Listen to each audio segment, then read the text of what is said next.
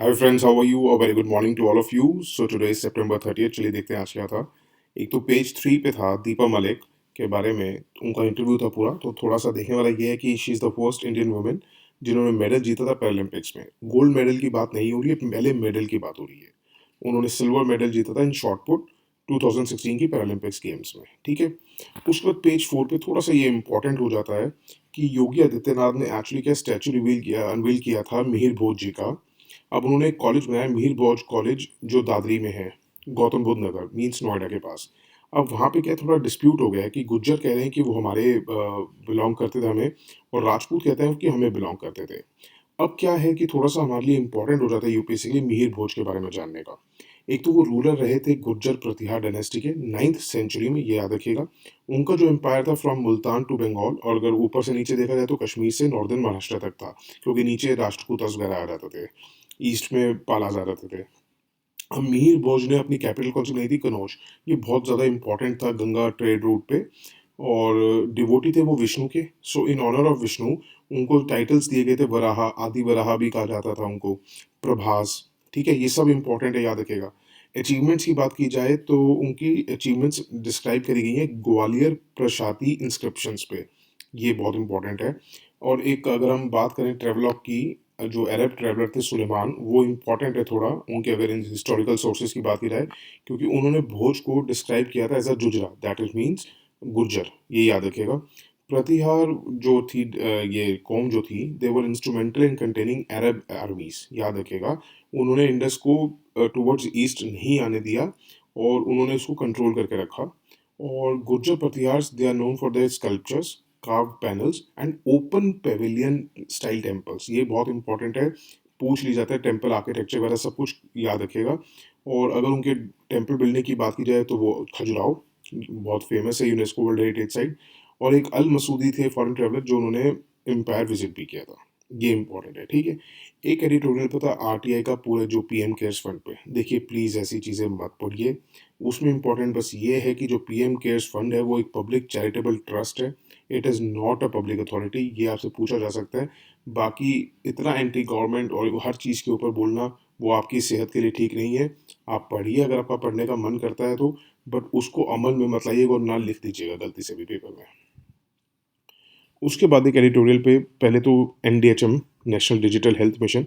एक तो इसके लिए रेफर करिएगा 28 सितंबर का, जो हमने उस टाइम पढ़ा था इसको अच्छी तरह डिटेल में। थोड़े से और पॉइंट्स ऐड कर लेना। इसमें क्या है, all the citizens will have the option of voluntary opting, मतलब कंपल्सरी नहीं होगा, वॉलंटरी होगा, ये हमने उस टाइम भी पढ़ा था।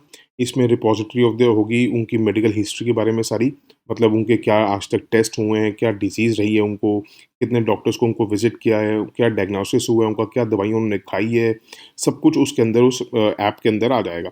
याद रखिएगा ये सब हम डिस्कस कर चुके हैं, बट थोड़ा सा आपको डिटेलिंग में लिखने की हेल्प हो जाएगी। कुछ चीज़ें हम इसमें ऐड करेंगे, जैसे क्या होता है, इसकी हेल्प क्या है, क्यों हेल्पफुल होगा ये? क्या होता है कि कभी भी आप किसी डॉक्टर के पास जाते हो ना, हो सकता है आपको साल, डेढ़ साल, 2 साल पहले कोई बीमारी हुई हो, आपने कोई टेस्ट कराए हो, कोई मेडिसिन्स खाई हो, अब आपको याद ना हो। और अगर याद भी होता है तो आप सोचते हो यार डॉक्टर को ये बात बतानी ज़रूरी भी है, रेलेवेंट है भी या नहीं, तो आप रहने देते हो कई बार। और वो बहुत इंपॉर्टेंट हो जाता है आपके आगे के डायग्नोसिस के लिए। तो इसलिए ये रिकॉर्ड्स आने से आपके लिए बहुत अच्छा होगा, ताकि बेटर डायग्नोसिस आपका हो सके। अब इसमें प्रॉब्लम्स क्या हैं? वो कहते हैं प्रॉब्लम्स इसमें ये है कि आपका सारा पर्सनल डेटा आ जाएगा। एक स्टोर बन जाएगा पर्सनल डेटा का। और सबसे बड़ी बात क्या है, हिंदुस्तान में एक तो एब्सेंस है ऑफ प्राइवेसी लॉ। दूसरा क्या है, हमारी पब्लिक अवेयरनेस नहीं है, अपना कंट्रोल नहीं है ओवर द डाटा। तो ये थोड़ा-सा इसका मिसयूज़ होने का डर है। दूसरा डर ये है कि जो प्राइवेट इंश्योरेंस कंपनीज़ है ना, वो ऐसे सोफिस्टिकेटेड एल्गोरिदम्स को यूज़ कर सकती है, और वो इन डाटाबेसेस को यूज़ करके वो पता चल सकता है उसको कि risk, high risk profile people कौन सा है। अभी तो देखिए वो सबको एक जैसा देखते हैं। कहने की बात है टेस्ट होते हैं, कोई टेस्ट नहीं होता। कोई भी आप इंश्योरेंस ले लीजिए, कोई टेस्ट नहीं कराता, सब आजकल तो फर्जी-वजह चलता है। उसमें क्या होता है कि सबको एक जैसा प्रीमियम मिल जाता है। अब उनको क्या है, थोड़ा-सा डेटाबेसेस से पता चल जाएगा कि हाई रिस्क पीपल कौन से हैं, और वो उनके लिए अफोर्डेबल रहना, मतलब अब हो सकता है उनका इंश्योरेंस प्रीमियम वो कह दे भैया आज तो वो 20,000 भर रहे हैं, कल को वो कह दे कि आपके लिए तो इस डिज़ीज़ को अगर आपने कवर करना है, क्योंकि उनके डेटाबेस से पता चल जाएगा कि कौन-कौन सी डिज़ीज़ इनको हो सकती है। तो हो सकता है वो कह दे भैया आपको 50,000 भरना पड़ेगा, 60,000 भरना पड़ेगा, तो ये डिफ़िकल्ट हो जाएगा इंश्योरेंस के लिए। लोगों के लिए बड़ा डिफ़िकल्ट हो जाएगा, क्योंकि उनका सारा डेटा अगर लीक हो गया तो। दूसरा वो तीसरा पॉइंट कहते हैं कि जो डेटा माइनिंग वाले हैं ना, वो प्रायोरिटीज कर सकते हैं सर्टेन रिच डेमोग्राफिक्स, कि जो उनकी पब्लिक और प्राइवेट रिसोर्सेज को या मतलब जो उनकी सर्विसेज को पे कर सके, हाई प्रीमियम अफोर्ड कर सके, उन्हीं को ये सर्विसेज दें, ना कि उनको जिनको ज़रूरत है उनकी। बट जिनको ज़रूरत है हो सकता है वो पे ना कर सकें, तो उन डेमोग्राफिक्स को वो छोड़ सकते हैं डेटा माइनर्स या जो पब्लिक प्राइवेट सॉरी, जो पब्लिक प्राइवेट जो ज़रूरतें पूरी करा लेते। तो ये 3 प्रॉब्लम्स आ सकती हैं, तो इसको हमें सॉल्व करना ही पड़ेगा या इसको नज़र में रखना पड़ेगा कि अगर ये उगती हैं तो हमें इनको कैसे ठीक करना है। उसके बाद एक था पेज 8 पे, जैसे हमारी रीब्रांडिंग कहते हैं ना, old wine in a new bottle वाली बात हो रही है। तो जो हमारी मिड डे मील स्कीम चल रही थी, हमने इसको डिटेल में पढ़ा हुआ है, उसको अब दोबारा जाने की ज़रूरत नहीं है, जिसमें कुक्ड मील देते हैं students from class 1 to class 8th। तो उन्होंने कहा इसको रीनेम करेंगे पीएम पोषण स्कीम। और नेक्स्ट फाइनेंशियल ईयर, इस फाइनेंशियल ईयर से नहीं, नेक्स्ट फाइनेंशियल ईयर से कह रहे हैं कि इस बार इसमें अब कवर किया जाएगा प्री प्राइमरी सेक्शन को भी, मतलब जो फर्स्ट क्लास से पहले के बच्चे हैं उनको भी कवर किया जाएगा। और ये किसकी रिकमेंडेशन है? ये रिकमेंडेशन है नेशनल एजुकेशन पॉलिसी 2020 की।